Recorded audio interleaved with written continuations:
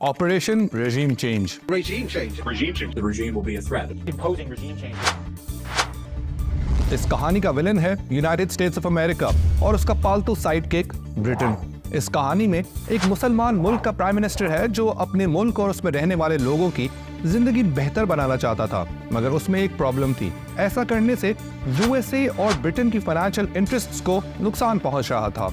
तो ऐसे में United states of America, the greatest democracy on earth, the champion of democracy, ने इस मुसलमान मुल्क के पॉपुलर इलेक्टेड लीडर को हटाने का फैसला किया और उसके लिए उन्होंने इस मुसलमान मेजॉरिटी मुल्क की फौज, दीगर पॉलिटिकल पार्टीज, रिलीजियस लीडर्स, अखबारात, सहाफी और कुछ गुंडे मवालियों की मदद हासिल करके एक 70 साला मुसलमान प्राइम मिनिस्टर को बेइज्जत करके जेल भिजवा दिया। I am talking about Mohammad Mossadegh, the Prime Minister of Iran, who was overthrown in the 1953 Iranian coup d'etat with the help of CIA. कहानी शुरू होती है ईरान के कॉन्स्टिट्यूशनल रेवोल्यूशन के दौरान, जब 24 साला मुसद्दिक अपने सियासी करियर का आगाज करते हैं। अब इस बात में दो राय नहीं कि मुसद्दिक का ताल्लुक ईरान की अशराफिया से था। He was an educated man. उन्होंने अपनी हायर स्टडीज फ्रांस और स्विट्जरलैंड की टॉप यूनिवर्सिटी से हासिल की।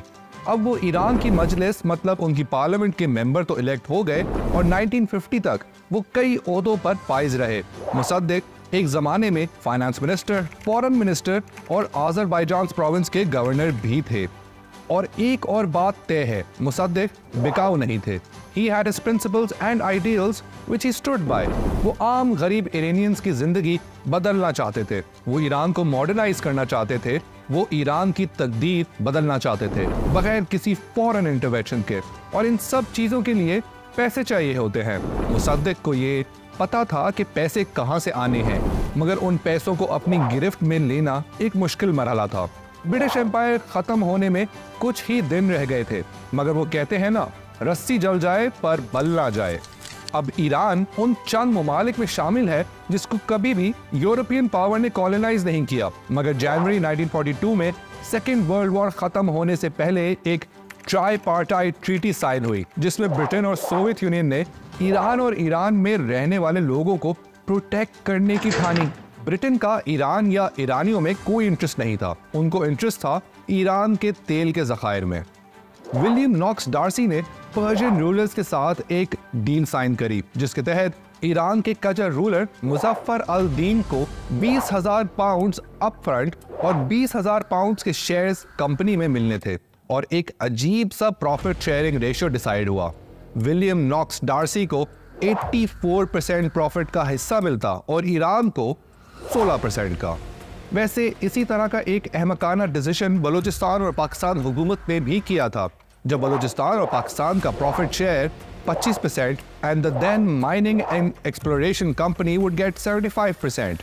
खैर, कमिंग बैक, अब ये विलियम नॉक्स डार्सी साहब के साथ बर्मा ऑयल कंपनी भी शराकतदार बन गई और एक कंपनी फॉर्म हुई, एंग्लो इरानियन ऑयल कंपनी, जो कि बाद में ब्रिटिश पेट्रोलियम बन गई। अब मुसद्दिक इन फॉरेन पावर्स और उनकी कंपनीज को बाहर निकालना चाहता था और उनको मालूम था कि जब वो ऐसा करेंगे तो ब्रिटेन रिटेलिएट करेगा। तो मुसद्दिक ने ब्रिटिश एम्बेसी बंद कर दी और Anglo Iranian oil company March 1951 को नेशनलाइज कर दी and for lack of a better word Britain की फट गई। At the time, ईरान की Abadan refinery was probably the biggest oil refinery in the world. अब ब्रिटेन ने ईरान को हर तरह थ्रेटन करने की कोशिश करी। ईरान की तेल की एक्सपोर्ट ऑलमोस्ट बंद हो गई। ब्रिटेन ने सख्ती से तेल खरीदने वाले ममालिक को ईरान का बॉयकॉट करने का कह दिया और एक टाइम पे तो ब्रिटिश नेवी ने ईरान से बाहर ले जाने वाले ऑयल टैंकर्स को हरास करना शुरू कर दिया और इंटरसेप्ट करना शुरू कर दिया। Iran was facing major economic challenges, मगर साथ साथ ब्रिटेन भी आग बगूला हुआ था।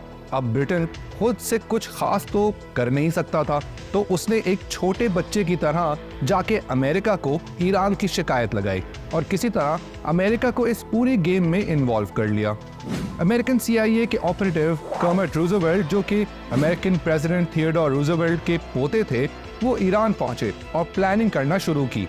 अब कर्मिट रूजवेल्ट जूनियर अपना लोहा वैसे ही मनवा चुके थे इजिप्ट में, जब 1952 में उन्होंने इजिप्ट के किंग फारूक II का तख्ता उलटने में एक कलीदी किरदार अदा किया था। ईरान में उनका पहला अटेम्प्ट तो फ्लॉप हो गया था। उन्होंने ईरानियन आर्मी के कुछ ऑफिसर्स को इन्फ्लुएंस करके मुसद्दिक को हटाने की कोशिश की, मगर मुसद्दिक को इस बात का पहले से पता चल चुका था और पहला कू अटेम्प्ट फ्लॉप हो गया। तो दूसरे अटेम्प्ट में कर्मिट रूजवेल्ट साहब ने अपनी स्ट्रैटेजी चेंज की। उन्होंने इरानियन पॉलिटिशियंस, रूलिंग पार्टी और रिलीजियस सर्कल्स में प्रोपेगेंडा फैलाना शुरू किया और बहुत सारे अनएम्प्लॉयड तेहरान के शहरियों को डॉलर बांटना शुरू किए और उन लोगों ने रैलीज निकालना शुरू करी। अब डॉलर के एवज यूजुअली लोग कुछ भी कर लेते हैं। अब ये लोग रैलीज तो निकालते मगर शहर में तोड़ फोड़ भी करना शुरू कर देते। अब कुछ दिन तक तो ईरान में केओस और मेहम चलती रही, but eventually the army took over.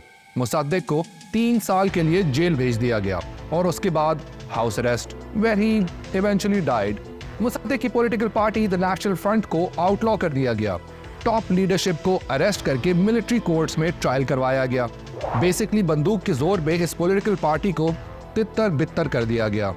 क्या आप भी किसी ऐसे मुसलमान मुल्क या इलेक्टेड प्राइम मिनिस्टर को जानते हैं जिन्हें फॉरेन इंटरफेरेंस की मदद से हटाया गया और जेल भिजवा दिया गया हो और उनकी पॉलिटिकल पार्टी को तकरीबन खत्म कर दिया गया हो? Do let me know in the comments below.